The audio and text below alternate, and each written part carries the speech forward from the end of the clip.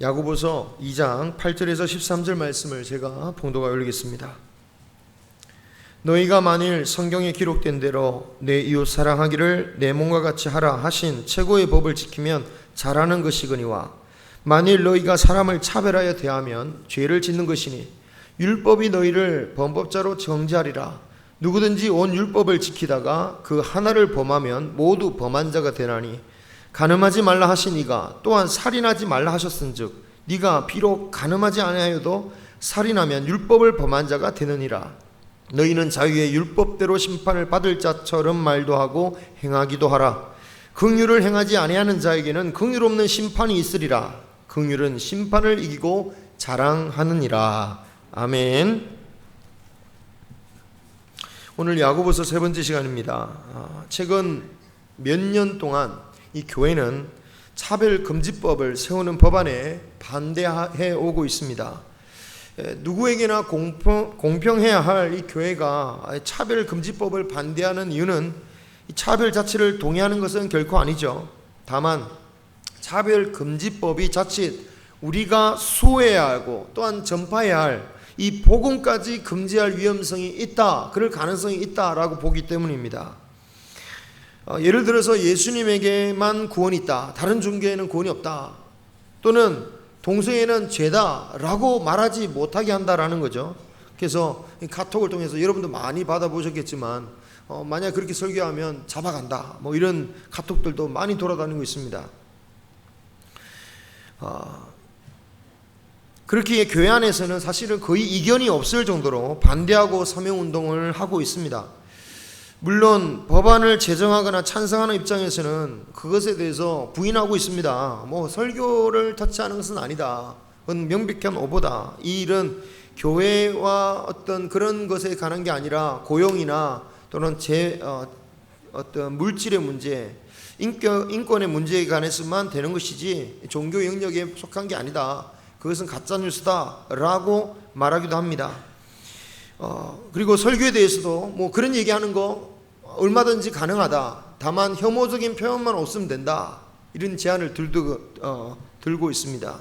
문제는 이런 단서들이죠. 혐오적인 표현이라고 하면 구체적으로 어디까지 말하는 건지 그것이 분명하지 않기 때문에, 대단히 주관적이기 때문에 사실은 어떻게 적용하느냐에 따라서 무슨 말이든 혐오적인 표현이 될 수가 있는 겁니다. 지금 우리에게 혐오적인 표현이지만 옛날에는 전혀 혐오적이지 않다고 여긴 것들이 얼마나 많습니까? 설교 시간에도 목사님이 그냥 말 함부로 했는데 요즘은 그 말 했다가는 큰일 날 말들이 굉장히 많지 않습니까? 그죠? 방송에서도 예전에는 그냥 쉽게 했던 말이 지금은 야 어떻게 그런 말을 하냐, 이런 말로 변하기 때문에 사실은 이런 법들이 일단 생기고 나서 법을 적용하는 것을 보면 결국은 입맛에 따라서 귀에 걸면 귀걸이가 되기도 하고 코에 걸면 코걸이가 되기도 하는, 이것은 뭐 우리 세상만의 문제가 아니라 세계 어느 나라 어느 역사에도 늘 그래 왔던 문제이기 때문에 그러니까 정부의 이런 설명만으로는 사실은 의심을 가라앉히기가 어려운 게 사실인 것 같아요. 그래서 한국교회는 이런 차별금지법에 대해서 명확하게 어떤 지시하는 그러한 수정을 요구해야 될 것입니다. 하지만 이런 과정 가운데 우리가 우려해야 할 것도 있습니다. 이렇게 반대하면서도 우리가 가져야 할 우려의 문제들은, 첫 번째로 이 문제를 이 정치적인 기회로 삼아서 한국교회를 특정 정파와 함께 하게 만든다라는 거, 이거 조심해야 됩니다.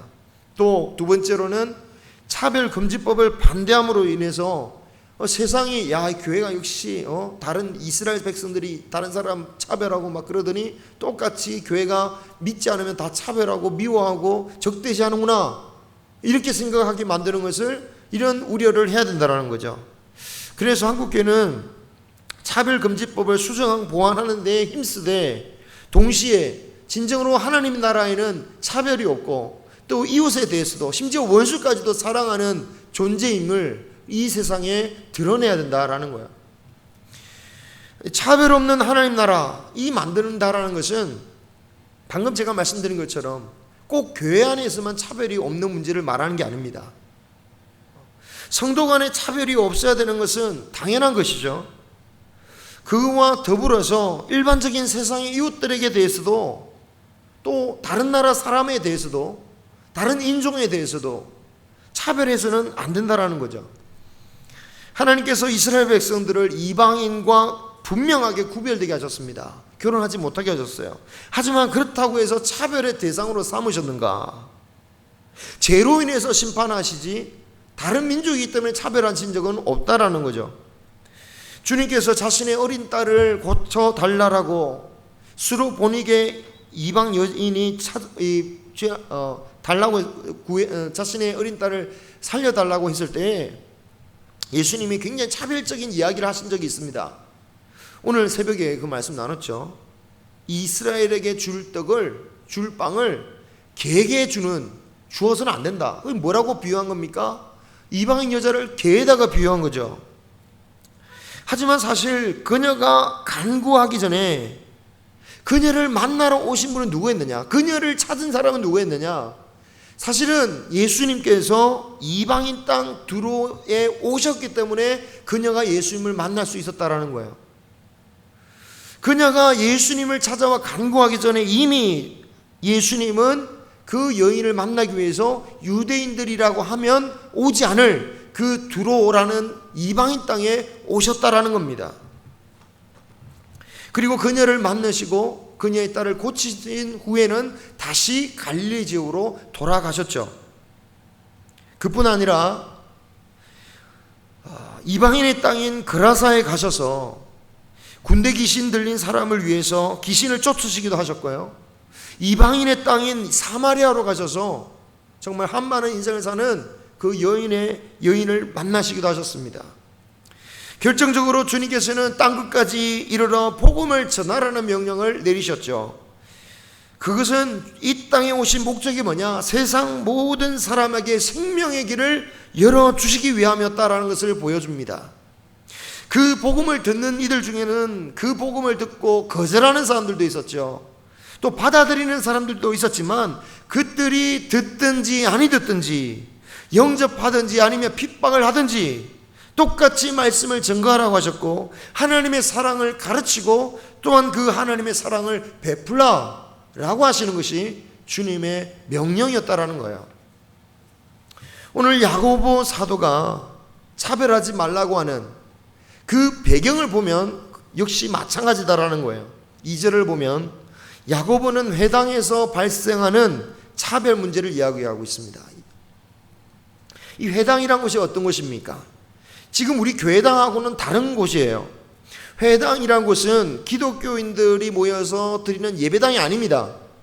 정통 유대교인들, 예수 그리스도를 반대하는 유대교인들이 그들의 집회 장소예요.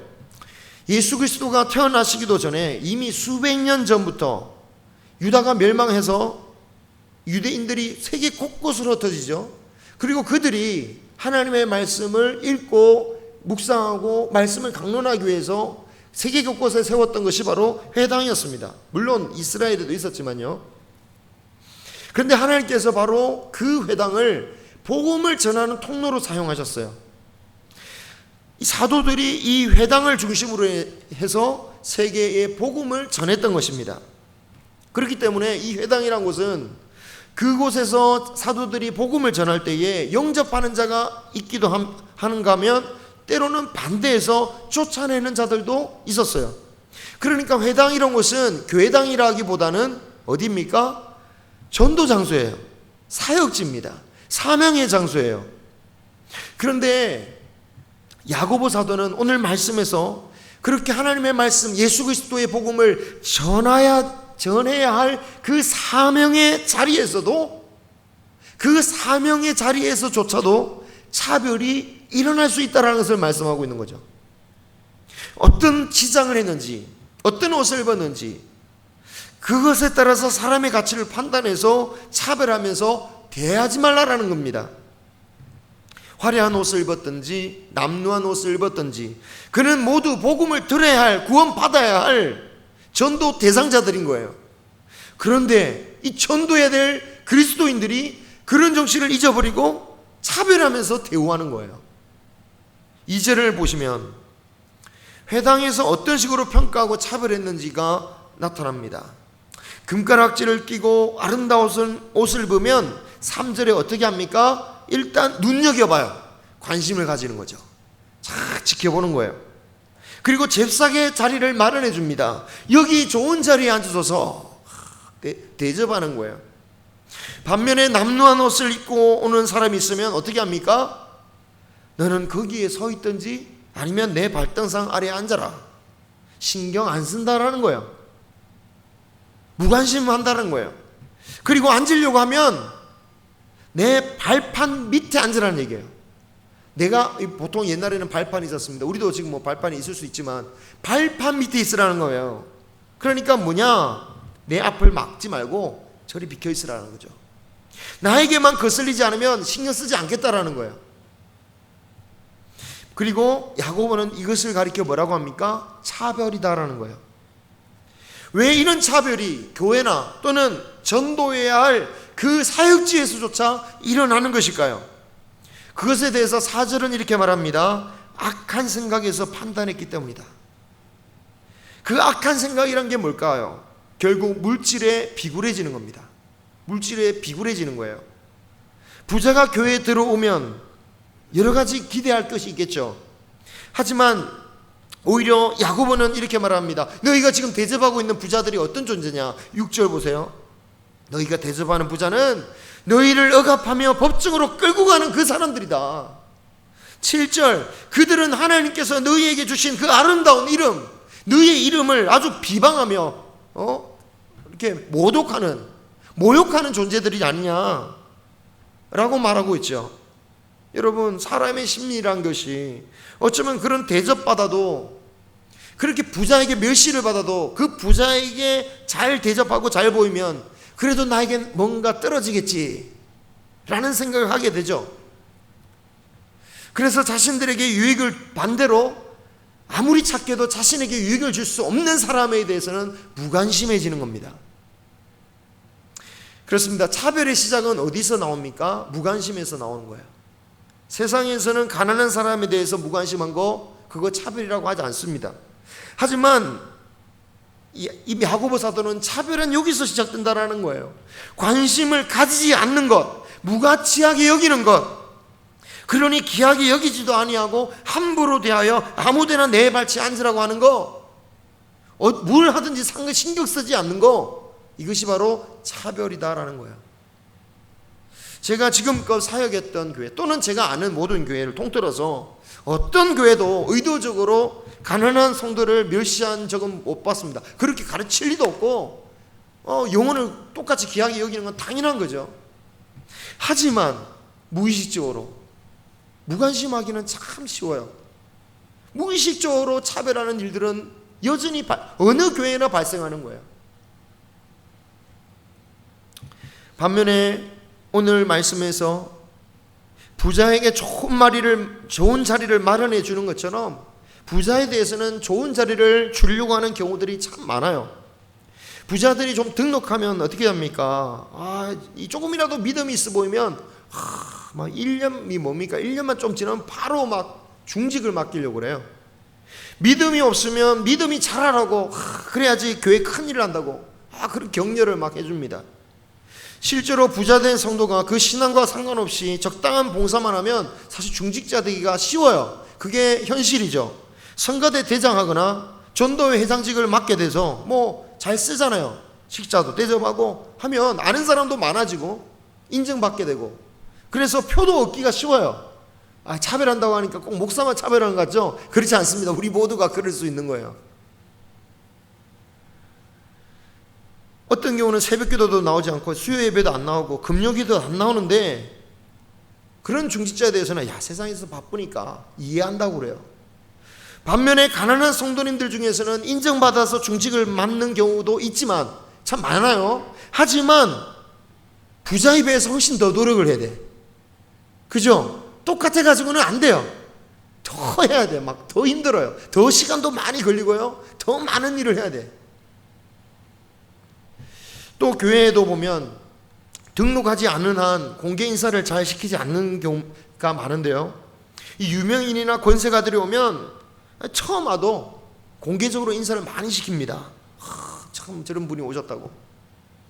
만약 우리가 모든 사람에 대해서 환영한다면 차별이 아니지만 부자나 권세가에 대해서만 특별한 관심과 대우를 하고 관심을 쏟는다면 그것은 결국 야고보 사도가 말하는 차별을 하고 있는 거죠. 문제는 교회가 이런 차별의 문제를 가볍게 여긴다는 거예요. 왜? 이것은 믿음의 문제는 아니다라고 생각하기 때문입니다.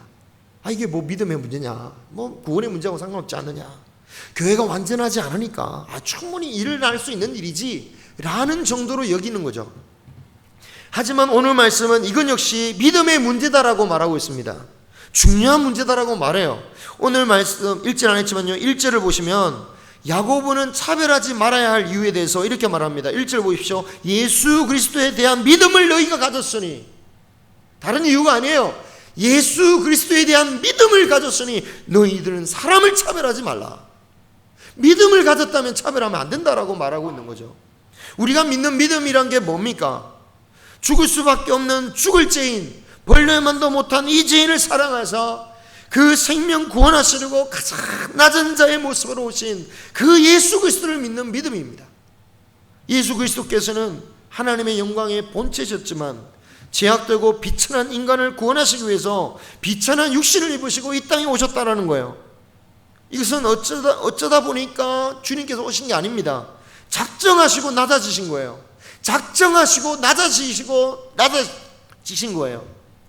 예수님을 이 땅에 보내시기 몇백 년 전 이사야 선지자는 이사야 53절에 오실 메시아에 대해서 이렇게 예언합니다. 같이 한번 읽어보겠습니다. 이사야 53장 3절입니다. 시작. 그는 주 앞에서 자라나기를 연한 순 같고 마른 땅에서 나온 뿌리 같아서 고운 모양도 없고 풍채도 없은즉 우리가 보기에 흠모할 만한 아름다운 것이 없도다. 아멘. 성경을 잘 안다는 유대 종교 지도자들이 예수 그리스도를 알아보지 못하고 거부하게 된 게 뭡니까? 겉보고 판단했기 때문 아니겠습니까? 겉으로 드러난 그리스도의 모습이 어떻습니까? 가나안한 목수의 아들입니다. 세상의 기준으로 볼 때 이룬 게 없어요. 우리가 뭘로 판단합니까? 성공했나 안 했냐로 통해서 심지어 간증자도 뽑을 때도 있어요. 뭔가 좀 대단해야지 간증 뽑지, 막 노숙하고 있는 사람을 간증자로 뽑지는 않잖아요. 광야로 떠도는 목사님 초비에도 아주 유명하고 성공하고 막 그런 목사님을 간증을 시키지, 조그마한 교회 목사님 잘 알지 않는 한, 개인적인 친분이 있지 않는 한 초빙은 거의 하지 않죠.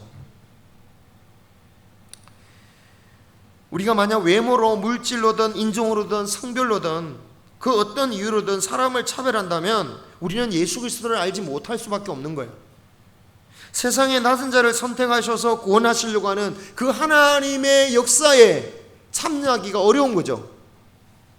5절에 중반을 보시면 하나님이 세상에서 가난한 자를 택하사 믿음에 부유하게 하시고 또 자기를 사랑하는 자들에게 약속하신 나라를 상속받게 하는 분이시다 라고 하십니다.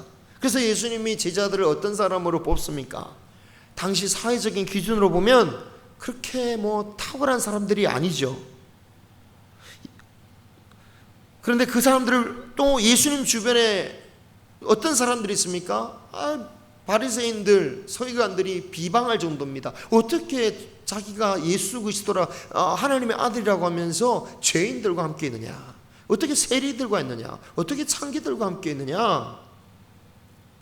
주님은 그런 미전하고 연약한 자들을 통해서 하나님은 그들을 선택해서 하나님 나라를 세우신 거예요. 왜 그럼 예수님은 왜 굳이 낮은 자를 선택하셨습니까? 그 이유에 대해서 바울 사도는 고린도전서 1장 27절에서 29절에 이렇게 설명하셨죠. 같이 한번 읽어보겠습니다. 시작. 그러나 하나님께서 부끄럽게 하시려고 세상의 약한 것들을 택하사 강한 것들을 부끄럽게 하려 하시고며 하나님께서 세상의 천한 것들과 멸시받는 것들과 없는 것들을 택하사 있는 것들을 폐하려 하시나니 이는 아무 육체도 하나님 앞에서 자랑하지 못하게 하려 하심이니라. 아멘. 첫 번째는 자신을 자랑하지 못하게 하려고 하는 거죠. 하나님의 은혜로만 구원받는, 하나님의 은혜 없이는 살 수 없다고 고백하는 자만 구원하시기 위해서예요. 또한 이런 약한 자들을 통해서 강한 자들을 부끄럽게 하시는 이유는 뭡니까? 결국은 그 스스로 강하다라고 여기는 자들이 부끄러운 자가 더 강해지는 거 보면서 부끄러움을 깨닫고 하나님 앞에 나오게 하시려고, 그 강한 자들조차도 자신의 연약함을 깨닫게 하여 주님께 구원받게 하시려고 먼저 약한 자들을 선택하신다라는 거예요. 우리가 부르심을 받은 것도 우리가 주님 없이는 너무나도 연약하고 미련한 자들이기 때문이에요. 이 고린도전서에서 바울이 이런 말씀하신 이유 기억나시죠? 고린도전서의 성도들이 어떻습니까? 막 영성이 뛰어나요. 은사들이 충만해요. 그러다 보니까 자신이 믿은 그 신앙이 최고다. 나는 바울에게서 배웠다. 나는 그리스도에게 직접 배웠다. 나는 아볼로에게 배웠다. 이러면서 팔을 세워가면서 내 신앙이 더 좋다라고 막 서로 교만을 떠니까, 너희들이 잘난 게 하나도 없다. 너희들 봐라. 다 미천하다. 너희들 이러면서 하신 말씀이에요. 우리도 마찬가지입니다. 우리도 미련하고 연약하기 때문에 주님께서 선택하신 것이고, 우리를 통하여서 하나님께서 강한 자를 부끄럽게 하시기 위해서 우리를 부르신 거예요. 그런데 만약 우리가 부유한 자를 사랑하고 가난한 자를 차별한다면 이것이 하나님 보시기에 얼마나 악한 생각이냐라고 말씀하는 거죠. 그래서 9절에는, 오늘 말씀 본문 나오는 9절에는 이렇게 다른 사람을 악한 생각으로 판단하여 차별하여 대하면 죄를 짓는 것이다. 죄를 짓는 것이고, 더 나아가서 율법이 너희를 율법이 범죄자로 정죄할 것이다. 자, 이 말이 굉장히 확 전환됩니다. 아니, 우리는 율법에서 해방되지 않았습니까? 그죠? 갑자기 왜 율법이 나옵니까? 율법이 정죄한다라는 말씀 왜 나올까요? 우리가 큰 죄를 저지른 것도 아니고, 또 예배를 잘 드리고 헌신도 잘하지 않습니까? 또 전도하러 나간 거잖아요. 심지어 회당에 전도하러 갔는데 거기서 좀 사람 구별해서 했다고 큰 죄라고 말하다니. 우리가 잘하는 게 얼마나 많은데 그거 좀 차별했다고 정죄당한다? 반문할지 모르겠지만 야고보는 이렇게 말합니다. 아무리 다른 모든 율법을 잘 지켜도 율법 하나 잘못 지킨 것으로 결국에는 그 잘못 지킨 율법 하나 때문에 율법을 다 어기는 범죄자가 되는 거다.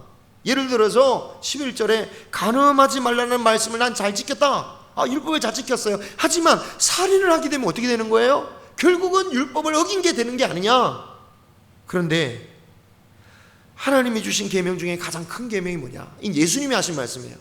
예수님이 하신 말씀이죠. 구약의 성경 말씀이 아니라 구약의 말씀을 해석하신 예수님의 말씀을 야고보가 합니다. 가장 큰 계명인 내 이웃을 내 몸과 같이 사랑하는 이 말씀을 어겼는데 어찌하여 너희들이 율법을, 그 큰 계명을 어겨놓고 어찌 율법의 정죄를 받지 않겠느냐? 아무리 다른 율법을 지켰다 하더란 말이다. 자, 여기서 여전히 당혹한 마음이 있습니다. 여전히 의문이 있습니다. 율법 중에 하나라도 지키지 않는다면 결국 범죄한 것이다? 그럼 우리가 어떻게 구원받습니까? 아니, 이 세상에 그럼 누가 심판을 면할 수 있겠습니까? 또 이렇게 되면 예수님이 십자가는 무슨 의미입니까? 내가 범죄함으로 정죄받는다면 예수님의 공로, 예수님의 피로 말미암아 내가 구원받았는데 율법의 정죄를 받는다는 게 도대체 무슨 말입니까? 자, 이런 뉘앙스 때문에 종교개혁자 마틴 루터가 야고보서를 지푸라기 서신이라고 말했는지도 모르겠어요. 하지만 12절의 말씀을 한번 보십시오. 12절. 자, 야고보는요, 너희는 자유의 율법대로 심판받을 자처럼 말하고 행하기도 해라. 율법은 율법인데 무슨 율법입니까? 자유의 율법이라고 그래요. 여기서 자유의 율법이란 것은 자유를 주는 율법을 말합니다. 자유를 준대요. 그런데 앞서 야고보가 말했던 하나만 어겨도 내가 얽매이고 정죄당하는 율법이 자유를 주는 율법이 될 수 있겠습니까? 야고보는 지금 그걸 말하는 게 아니라는 거예요. 야고보가 말한 자유의 율법이란 게 뭡니까? 바로 구약의 율법보다는 주님께서 주신 새 계명이에요.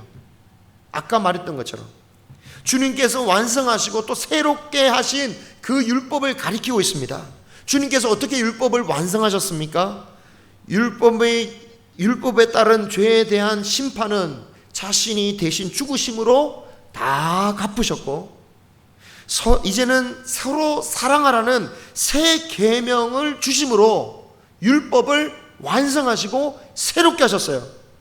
그래서 구약의 율법은 규율에 따라서 사람을 구속시키지만, 이 사랑의 계명은 이 규율에서 자유화해서 안식일에도 사람을 병에서 자유롭게 하고 죽음에서 자유롭게 하는 일들을 주님께서 하셨던 거예요. 그리고 우리는 예수님으로 인해서 그 자유의 율법을 따라 사는 백성이 된 것입니다. 그 자유의 율법에 따라 살기 때문에 비록 우리의 율법에 짓는 죄도 주님의 율법의 그 완성을 통해서 용서함 받고, 이제는 주님의 새롭게 하신 그 율법을 따라서 서로 사랑하라는 그 계명을 쫓아 살아가는 사람이다라는 거예요. 그래서 자유율법에 속한 사람은 용서받는 사람입니다. 그죠? 용서받는 사람이에요. 또한 다른 사람을 사랑하는 사람이 주님이 주시는 자유율법을 따르는 사람이에요. 우리가 이 사랑의 율법, 자유케 하는 율법을 수행하기 위해서 우리가 무엇을 해야 됩니까? 다른 사람의 허물과 부족함을 덮어주고 차별하지 아니하고 미워하지 아니하며 나도 그 길을 사는 것이에요. 그렇게 하면 우리가 누구의 심판을 받는 겁니까? 이 자유의 율법대로, 예수님께서 세우신 그 자유율법의 대로 우리도 긍휼함을 받고 용서함을 받고 사랑받는 존재가 되는 거예요. 하지만 이 자유의 율법이 아닌 구약의 율법을 따르는 사람은 어떻게 될까요? 그 규율 하나라도 어기면 심판이 가차없이 행해질 거예요. 만약 우리가 다른 사람을 악한 생각으로 가차없이 저 부족한 모습 보고 판단하고 그로 인해서 차별한다면 우리는 자유의 율법이 아닌 그 구약의 율법대로 하나라도 잘못하면 결국 모든 것이 실패하는 사람으로 심판받을 수밖에 없을 거예요. 13절은 이것을 이렇게 정리합니다. 13절, 긍휼을 행하지 아니하는 자에게는 긍휼 없는 심판. 이게 무슨 심판입니까? 구약의 율법이죠. 긍휼을 행하지 아니하는 자에게는 긍휼 없는 그 율법에 따라 심판받는 거예요. 반면에 사랑과 긍휼의 자유의 율법을 따른 사람은 그 자유의 율법대로 긍휼을 받는, 심판을 이기고 자랑하는 존재가 되는 것입니다. 그러므로 야고보가 하나만 어겨도 다 어기는 것이라고 말한 것은, 다른 사람을 사랑하지 않고 흠을 덮지 않고 차별한다면 그도 역시 엄격하게 구약의 심판을 받을 수밖에 없을 거라는 무서운 경고죠. 자, 야고보 사도는 이렇게 마무리하면서 이 말씀 이후에 곧바로 가난한 자들을 도우라는 말씀을 이어가면서 이것을 행동으로 해야 실제적인 믿음이다라고 말씀하고 있습니다. 저는 이렇게 생각해요. 왜 갑자기 이 말로 넘어왔을까? 차별이 없다라는 것은 부자에게도 신경 쓰지 않고 가난한 자에게도 신경 쓰지 않는, 공평하게 신경 쓰지 않는 그런 걸 의미하는 게 아니라는 거예요. 부자에게도 신경 쓰고 가난한 자에게도 신경 쓰는 것이 차별이 없는 거예요. 그런데 그 신경을 써야 할 대상 중에 돌봄이 필요한 존재가 있습니다. 특히 누굽니까? 가난한 자겠죠. 그가 춥고 배고프고 두려울 때, 두려움에 떨 때 그를 도와주는 것, 그의 배고픔을 채워주는 것, 그의 떨림을 이렇게 따뜻하게 해주는 것, 이것이 바로 교회에서 차별이 없게 하는 거죠. 차별하지 않는 것은 부자에게 관심을 가지듯이 가난한 자에게도 관심을 가지라는 거예요. 우리가 서로 돕고 또 다른 이웃들을 돕는 일에 인색하지 말아야 될 이유가 여기 있습니다. 우리가 교회나 선교제 일들을 끊임없이 해야 할 사명이 바로 여기 있고요. 또한 반드시 교회나 선교제 일뿐만 아니라 우리 가운데 있는 성도들, 우리 성도들 안에 있는 성도들을 돌봐야 되고, 또한 우리 성도가 아닐지라도 이웃들을 향해서 도와야 되는 것이 바로 여기에 있는 거죠. 하나님은 우리 가운데 어떻게 존재하신다고 했습니까? 가장 작은 자로서 내가 있다라고 말씀하셨어요. 그래서 너희 형제 중에 가장 작은 자에게 한 것이 나에게 한 것이고, 형제 중에 하지 않은 것이 나에게 하지 않은 것과 똑같다 라고 말씀하셨습니다. 그렇습니다. 주님, 우리 가운데 주님은 계시는 거예요. 동격화 시키는 거예요. 우리 가정 가운데 가장 작은 자입니다. 그런 사람이 누굽니까? 인정받는, 누구나 좋아하는 그런 사람이 아니에요. 소외받고 감옥에 갇히고 병에 있고 어려움에 당하는 그 사람을 말씀하셨습니다. 바라고는 우리 교회 안에 관심을 가지기 바랍니다. 차별하지 않는다고 아무에게나 신경 쓰지 않는 것, 그걸 말하는 게 결코 아니에요. 우리가 당연히 정말 큰 일을 할 수 있는 사람이 관심을 가지는 게 당연한 것이지만, 동시에 연약한 자들에게도 끊임없이 관심을 가짐으로 누구도 하나님 앞에서 아름다운 하나님 나라가 세워지기를 주님의 이름으로 축원합니다. 기도하겠습니다.